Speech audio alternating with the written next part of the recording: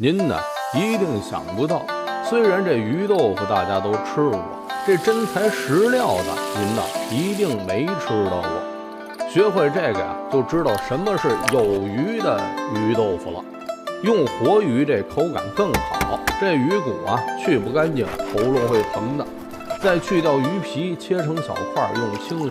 冲洗出血水，加葱姜片一起打成鱼泥。然后呢，加上盐、胡椒粉、生抽和这鸡蛋，加把淀粉继续打到有弹劲儿，到盆里摔打上劲儿，放入盘里铺平了，上蒸锅蒸上25分钟，取出切成自己喜欢的形状，放平底锅里，用小火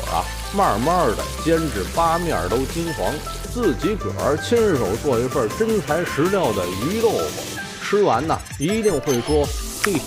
绝了！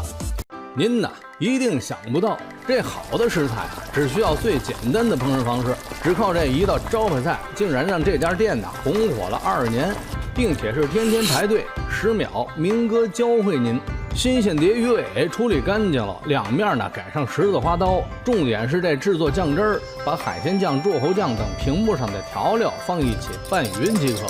蝶鱼尾控干水，放入这小米椒和调好的酱汁儿，搅拌均匀，腌制10分钟。锡纸上放洋葱丝、芹菜和香菜，把蝶鱼尾均匀的摆在锡纸上，放平底锅，中火慢慢煎，等这锡纸鼓起来，煎3分钟即可。锡纸打开是满屋子飘香，鲜嫩的鱼尾吸着这诱人的酱汁儿，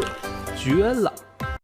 您呢一定想不到，开在菜市场门口的一个小店，只卖烤鱼，并且是天天排队，制作相当简单，10秒明哥教会您。这活鱼收拾干净了，背部相连，改一下刀，更容易入味儿。加盐、胡椒粉、料酒腌制10分钟。平底锅先放一把洋葱丝儿，放入腌好的鱼，掰几块豆腐或喜欢的菜，重点是屏幕上的这个料汁儿，倒在鱼上，加一勺清水，炖15分钟，放辣椒、麻椒、孜然、香葱和芝麻，浇上一勺滚烫的热油，鲜嫩的鱼肉包裹着香气四溢的酱汁儿，再加上这诱人的麻辣，嘿，绝了！